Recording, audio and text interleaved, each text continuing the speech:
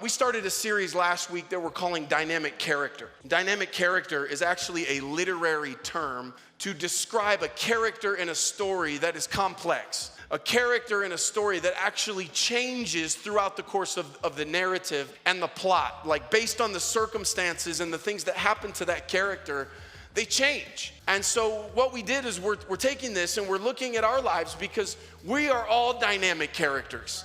You know, I'm not totally honest, I'm not totally dishonest, I'm not good, I'm not bad. I'm kind of changing and shifting. And it's important to know because we can't always control the plot of our lives. We can't control when things shut down, or we can't control when we lose a job, or we can't control what happens to the marketplace or whatever, but we can control how we respond to those changes. And so it's just worthwhile to note that we are shifting and changing. You are getting stronger or weaker. You're getting better or worse. And so we're getting wiser or more foolish. Like, we are dynamic characters. And I say that to fill you with hope today, because if you don't like where you're at, you don't have to stay there.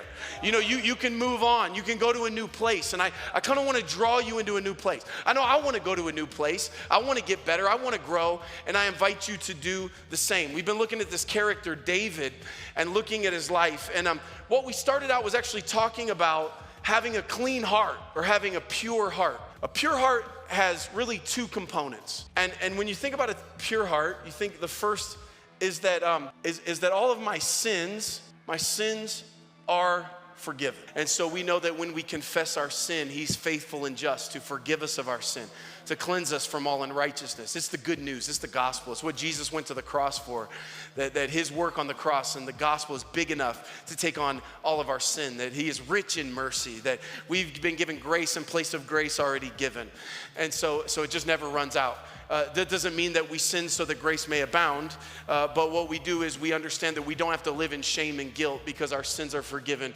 So we repent when we sin. We don't try to bury it.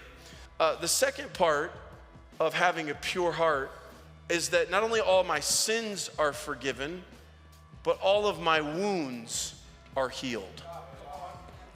All of my wounds are healed. If I have a broken heart, I don't have a pure heart. I have a wounded heart. I have dirty energy that comes out of a wounded heart. And so we want to really ask ourselves two questions. You know, how do we handle mistakes, and how do we handle wounds? When I was 17 years old, I was playing basketball, and I broke my wrist. I was actually reaching for a loose ball. One guy was running this way, one guy was running that way, and I felt the shot in my wrist, and I broke a bone called the scaphoid. It's a small bone in your wrist, and it's a bone that it's so small that if you break it, sometimes you don't know you broke it. You just know it hurts, but you don't know that it's broken. And so I didn't want to tell the coach because I didn't want to come out of the game, and I didn't want to have to miss the season. So I just kept playing with this broken wrist. I didn't know it was broken. Well, over time, it didn't get better, and I kept hurting it worse and worse and worse. And eventually I had to go to the doctor, and they take an x-ray, and they say, this wrist is broken. And so at this point, I had put it off so long, I had to go in and have surgery. So they took bone from my forearm, they cut me open at my wrist. You can kind of see I've got a scar here. They went in and they put a screw in my wrist. And so for a long time, you know, I had this nagging injury that was beneath the surface, and yet I had learned to cope with it. When you think about wounds, you know, there are some wounds that you remember the collision. Like I remember the collision when I reached for the ball, and I remember the pain. And so when you have acute pain, or you can remember the trauma or the collision, you know why you're hurting.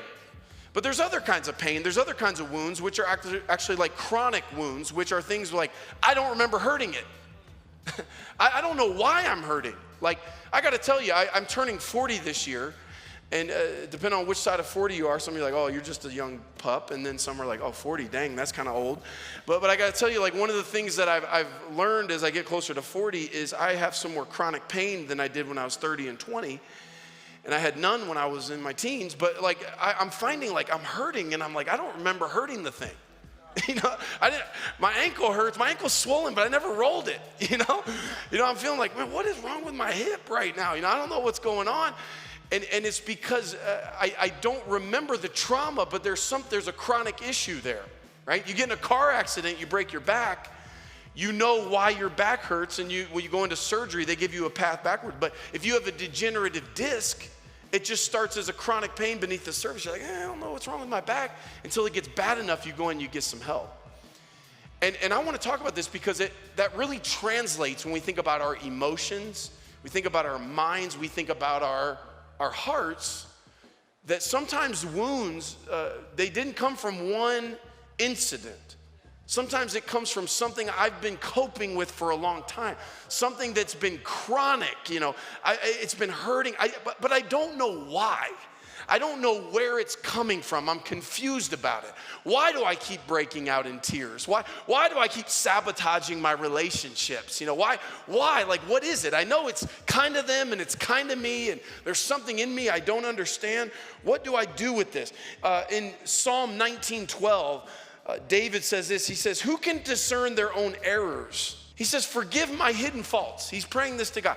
He says, I can't even discern my own errors. I don't even know why I'm making the mistake I'm making. And I'm asking God, would you forgive my hidden fault? Because I know there's something in there. I know there's some chronic pain there. I just don't know where it's coming from.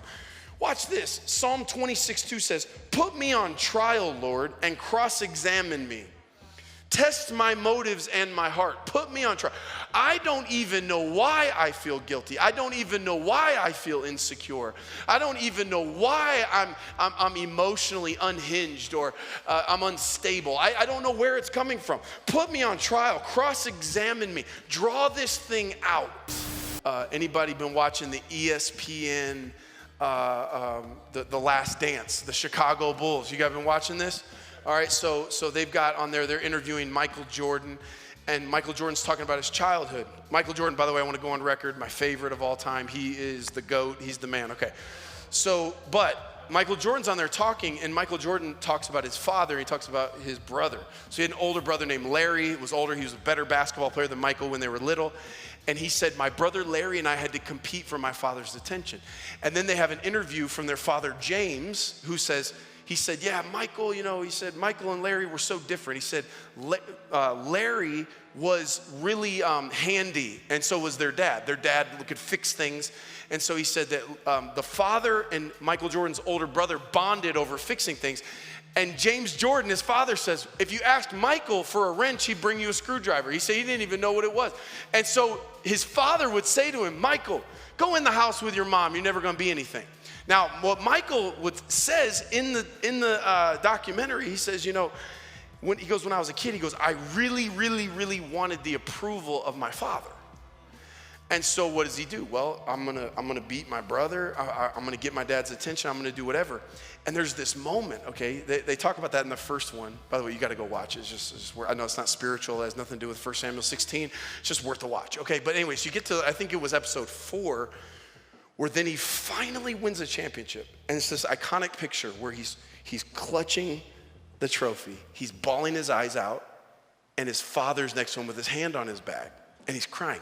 And one of his teammates, Bill Winnington, says, when we saw him sobbing and crying, we were shocked. He said, because the only emotions we ever saw from Michael was anger and frustration. And when we saw him weeping, we went, oh, the dude does have a heart somewhere in there. Now, far be it for me to criticize Michael Jordan, but I'm sitting here going, dude, that guy had a wounded heart. I'm not hating on his father because of his, hey, we all have our issues. I mean, his dad was there, he was faithful, did a good job, but at some point when you go get in the house with your mom, you ain't never gonna be worth anything. There's a wound in there that now caused this guy to live in frustration and anger all of his life till he wins a championship, finally gets the approval of his dad, and he's sobbing. And I'm sitting there going, some people kind of applaud that, and they go, yeah, man, that's what you got to do, man. You got to be tough. No, bro, that's dirty energy. That's really dirty energy. Okay, anger and frustration are energy. Okay, a guy won 6 championships with anger and frustration. Now I'm going to tell you, if you want to live angry, frustrated, and wounded, you might win 6 championships. If you want to do it, go for it. Win your 6 championships angry and frustrated. But what I want to ask you is that really how you want to live your life? Because I can play real hard and maybe win 6 championships with love in my heart. Actually with freedom. Not doing it because I'm trying to win the approval of my Father. What I'm saying to you is this: all of us have some issues of the heart, and sometimes the wounds are obvious because there was a single traumatic incident that put us in a really bad place. But sometimes it's, gosh, I don't know why my back hurts. It's a degenerative disc. I gotta find something from my past. It might be in my genetics. It might have been I don't know why I feel this way. David writes Psalm 23, and he gives us a big old clue as to how he found healing. He says this, Psalm 23:1, the Lord is my shepherd, I lack nothing. That's right. The Lord is my shepherd, I lack nothing. Hey, I felt like my dad didn't want me, so I must lack something. Because my dad wasn't giving me attention, because my dad left me in the field, I took it personally. There must have been something wrong with me. But actually, in the process of healing, I stopped looking to my dad for approval, and I started looking to God for approval. I realized he is my shepherd, I lack nothing. He makes me lie down in green pastures. He leads me beside quiet waters. He refreshes my soul. He guides me along the paths for his name's sake. Even though I walk through the darkest valley, I will fear no evil, for you are with me. Your rod and your staff, they comfort me. Watch this, verse 5. You prepare a table before me in the presence of my enemies. Watch this. You anoint my head with oil. My cup overflows. Surely goodness and mercy will follow me all the days of my life, and I will dwell in the house of the Lord forever. My dad may have forgotten me out in the field, but you found me out in the field. My brothers may have lost my invitation to the party, but you prepared a table before me in the presence of my enemies. I may have been forgotten by some, but you never forgot me. I may have been lied about, but you made me lie down in green pastures. The Lord is my shepherd. I lack nothing. I lack nothing.